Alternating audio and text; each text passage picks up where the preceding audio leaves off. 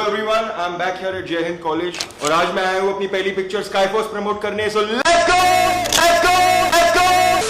Hello भाई लोग, तो क्या आपने ये नोटिस किया कि 2025 में हमको काफी सारे न्यू एक्टर्स देखने को मिल चुके हैं। इंडस्ट्री में नई नई पिक्चर आ रही है, उनमें हमको नए नए एक्टर्स देखने को मिल रहे हैं। एंड ऑफ कोर्स ये सभी के सभी नेपो किड्स, नेपोटिज्म प्रोडक्ट ही हैं, जिनके बारे में आपने कहीं ना कहीं रील वील पर, सोशल मीडिया पर सुना ही होगा, क्योंकि प्यार तो अपना काम कर रही है। एंड मैं पहले ही क्लियर कर दूं कि मैं कोई पीआर वाला बंदा नहीं हूँ। मैं यहाँ किसी की पीआर करने नहीं आया हूँ। मैं बस यहाँ पर ये बताने आया हूँ कि who are they and where are they come from, मतलब कौन है ये, कहाँ से आए हैं, क्यों इनकी इतनी वाहवाही हो रही है। और इसीलिए ये वीडियो बनाने के लिए ही मैंने इनकी पहले मूवीज देखी, ताकि मैं सही से जज कर पाऊँ कि एक्टिंग आती है, कर लोगे। आई डोंट नो वीडियो कैसी होगी, लेकिन there is something you have to know about them.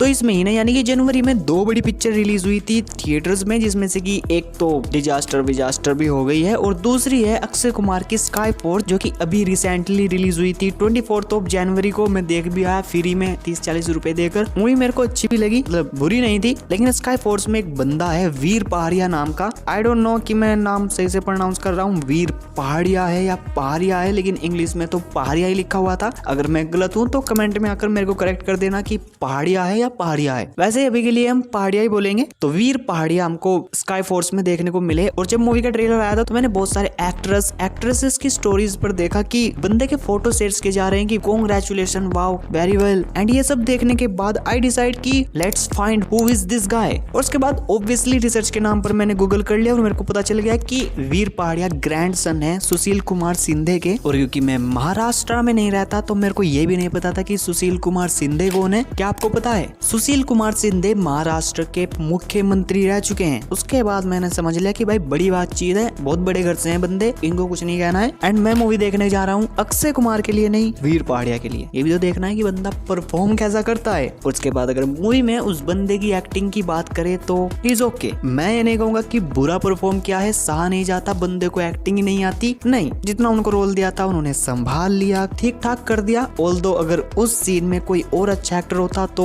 वो और अच्छा कर सकता था। लेकिन और एक्टर्स को ऐसे बड़ी बड़ी मूवीज नहीं मिलती जैसे कि इन भाई साहब को मिल गई, क्योंकि ऑब्वियसली दादा महाराष्ट्र के मुख्यमंत्री रह चुके हैं, तो इंडस्ट्री में कनेक्शन होंगे। और कनेक्शन से मेरे को एक बात याद आ गई कि जो वीर पहाड़िया है वो डेट कर रहे हैं सहारा अली खान को, और जो वीर पहाड़िया का भाई है जिसका नाम है शेखर पहाड़िया, वो डेट कर रहा है, यस करो, who is she, Janhvi Kapoor को। Yes she is. और आप इन चारों को इस वाली फोटो में देख भी सकते हो। और ये सब मैं आपको सिर्फ इन्फॉर्मेशन के लिए बता रहा हूँ। मेरे को पर्सनली ऐसे कोई इंटरेस्ट नहीं है कि कौन किसके साथ किससे डेट कर रहा है। सीरियसली आई डोंट केयर, जिसको जहाँ मरा, जिसको जो करना है करो। और वीर पहाड़िया की एज हो गई है 30 इयर्स की। इतना लेट क्यों हो गए आप? थोड़ा जल्दी आ जाते, शायद अब तक आप बड़े स्टार भी बन चुके होते, हु नोज। या कहीं और काम बना ही नहीं और फिर सोचा कि चलो फिल्मों में ही काम कर लेते हैं। बाकी वीर पहाड़िया पर आपके क्या ओपिनियन है, टेल मी इन कमेंट्स। इसके बाद जो दूसरी मूवी रिलीज हुई थी इसी मंथ में, अजय देवगन की आजाद, जिसमें अजय देवगन सिर्फ एक्सटेंडेड कैमियो के लिए ही थे। और इस मूवी में हमको 2 नेपो किड्स देखने को मिले, जिसमें कि जो हमको एक्ट्रेस देखने को मिली थी वो थी राशा टंडलानी, जो कि बेटी है रवीना टंडन और अनिल टंडलानी की। If you don't know who is Anil Tandlani तो मैं बताता हूँ। वो एक फिल्म डिस्ट्रीब्यूटर है, ए फिल्म्स नाम की कंपनी है उनकी, जिससे कि वो फिल्मों को डिस्ट्रीब्यूट करते हैं। और रवीना टंडन को तो आप सब जानते ही होंगे। तो राशा टंडलानी सिर्फ 19 साल की है और वो आजाद मूवी से फिल्मों में डेब्यू कर चुकी है। वो अम्मा को लेकर काफी फेमस भी हो चुकी है, जिसमें मैं कहूंगा कि डांस तो अच्छा किया है। लेकिन यार वो सिर्फ 19 की है और वो फिल्मों में काम कर रही है और मैं यहाँ दूर दिया। खैर छोड़, अपनी तो किस्मत ही खराब है। तो अगर राशा टंडलानी की हम मूवी में परफॉर्मेंस की बात करें तो शी इज गुड। मतलब ऐसा भी नहीं है कि एकदम से ग्राउंड ब्रेक की क्या परफॉर्मेंस दे दिया, नहीं, इट्स ओके, इट्स गुड। उनके पास मूवी में ज्यादा कुछ करने के लिए था भी नहीं, एक आई कैंडी की तरह ही रखा हुआ है। एंड उनका परफॉर्मेंस अच्छा था। ऑल्दो मैं फिर से कह रहा हूँ कि डांस अच्छा किया है लड़की ने। एंड मैं आगे और भी मूवीज में देखना चाहूंगा इनको। इसके अलावा आजाद मूवी में भी हमको एक और नेपो किड यानी कि नए एक्टर देखने को मिले, जिनका नाम है अमान देवगन, डबल ए के साथ, तो अमान ही बोलेंगे, अमन भी हो सकता है। तो नाम सुनकर ही आपको पता लग गया होगा कि बंदा अजय देवगन का कोई रिलेटिव होगा। और मैं बता देता हूँ कि अजय देवगन के साथ इस बंदे का क्या रिश्ता है। तो बेसिकली अमान देवगन अजय देवगन की बहन का बेटा है। इट मीन्स कि अमान देवगन अजय देवगन का भांजा है और अजय देवगन इस बंदे का